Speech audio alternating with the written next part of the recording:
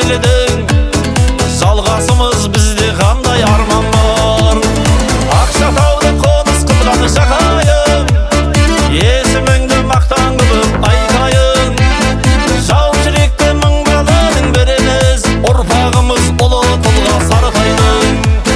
Бар қазақтың бақытына жаралған, жылқаман жылқы айдар Сарытайым. Бар қазақтың бақытына жаралған, жылқаман жылқы айдар Сарытайым.